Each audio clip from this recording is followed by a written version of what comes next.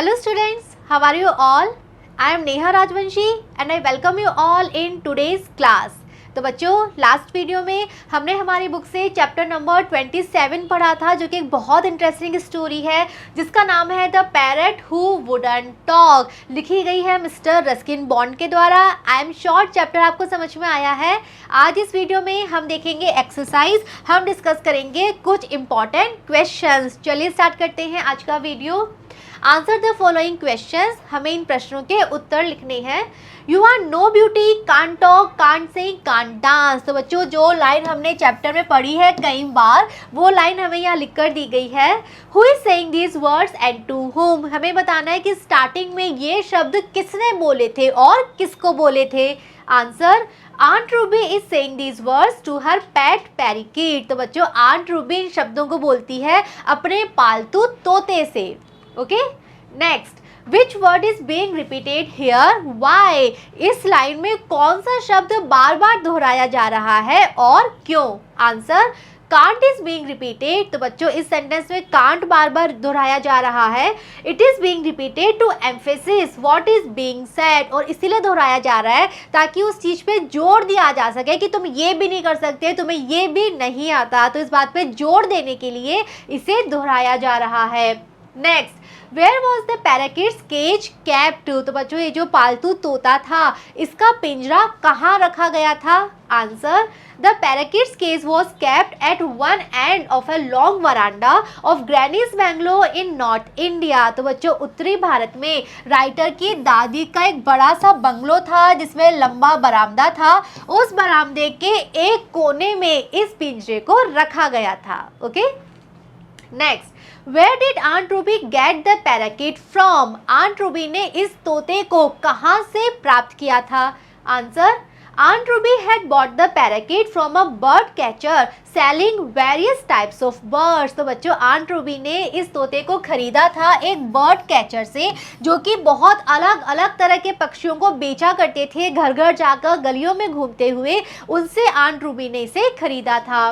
Next, Why did Aunt Ruby become hostile towards the parakeet? Hostile हम कह सकते हैं जो जब हम किसी के प्रतिकूल होते हैं, जब हम किसी से हम कह सकते हैं दुश्मनी कर बैठते हैं। तो Aunt Ruby जो थी वो पैराकीट की दुश्मन क्यों हो गई थी, वो पैराकीट को पसंद क्यों नहीं करती थी। Okay, answer, once when Aunt Ruby was near the parakeet's cage, it lunged forward and knocked off her spectacles. तो बच्चों एक दिन जब Aunt Ruby पिंजरे के बिल्कुल पास पहुंच गई थी तो ये तोता क्या करता है, अचानक से आगे आ जाता है और Aunt Ruby के चश्मे को गिरा देता है। After that incident, Aunt Ruby became hostile towards the bird. और उसी घटना के बाद Aunt Ruby इस पक्षी के ये जो बर्ड था पैरट, इसके विरोध में हो गई थी, इसे बिल्कुल भी पसंद नहीं करती थी।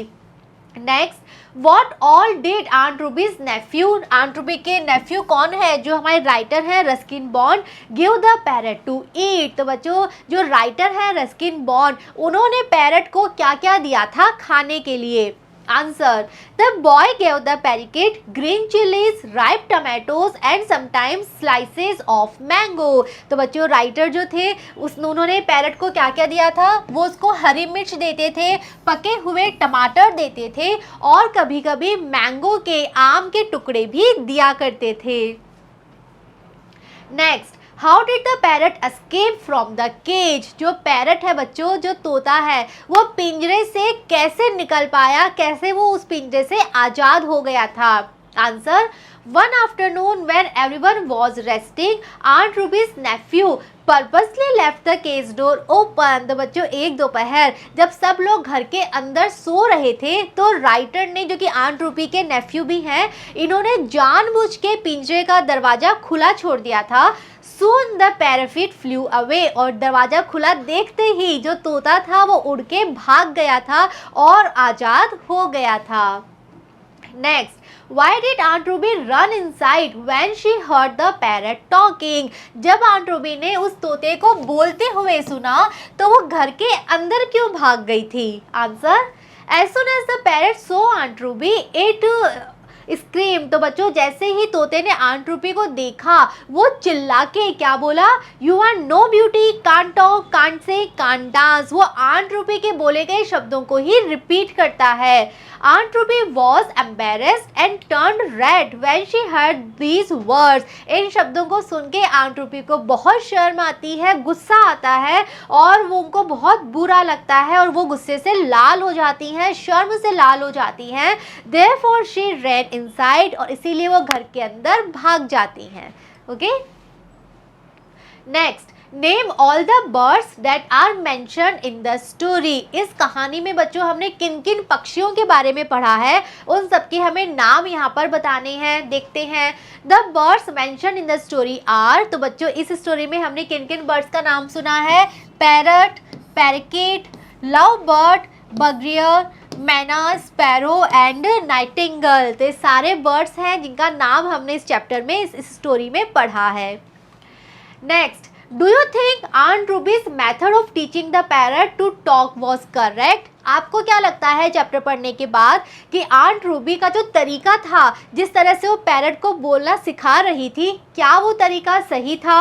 If you were aunt Ruby, अगर आप आंट रूबी की जगह होते, how would you have taught the parrot. तो आप तोते को किस प्रकार बोलना सिखाते? Okay, answer, I don't think aunt Ruby's method was correct. तो बच्चों हमें बिल्कुल नहीं लगता कि आंट रूबी का तरीका सही था। If I were aunt Ruby I would develop a bond with the parakeet. और अगर हम आंट रूबी की जगह होते तो सबसे पहले उस तोते के साथ हम एक बॉन्ड, एक रिश्ता कायम करते, एक दोस्ती भरा रिश्ता हम बनाते उस तोते के साथ, and then try to teach it to talk. और उसके बाद हम ट्राई करते उसे कुछ सिखाने की। लेकिन यहाँ पे आंट रूबी ने पहले दोस्ती नहीं निभाई, बल्कि उन्होंने बस उसको सिखाना शुरू कर दिया, और जब वो नहीं सीख रहा था तो उन्होंने उसको ताने मारना शुरू कर दिया, जो कि बिल्कुल भी सही तरीका नहीं था। I would always speak to it gently. तो बच्चों अगर हम उनकी जगह होते तो हम उस पैरट के साथ हमेशा बहुत प्यार से, सभ्यता से बात करते, and make sure it was comfortable in its surrounding. हम कोशिश करते कि वो कंफर्टेबल रहे, आराम से रहे, वो अच्छे से अपने सराउंडिंग्स में रहे, इस चीज़ की हम कोशिश करते और हमेशा उससे प्यार से, सभ्यता से बात करते। ओके, तो बच्चों सभी इंपॉर्टेंट क्वेश्चंस हमने यहाँ डिस्कस कर लिए हैं। आई एम श्योर चैप्टर और क्वेश्चंस आप सबको अच्छे से समझ में आए हैं। तो बच्चों हमारे इंग्लिश का सिलेबस कंप्लीट है, 27 चैप्टर्स हम कंप्लीट कर चुके हैं। आई एम श्योर आपको अपना सिलेबस अच्छे से समझ में आ गया है। All the best for your exams. आप लोग अच्छे से पढ़ाई कीजिए, अच्छे से एग्जाम दीजिए और बहुत अच्छे मार्क्स आप स्कोर कीजिए। All right, thank you so much.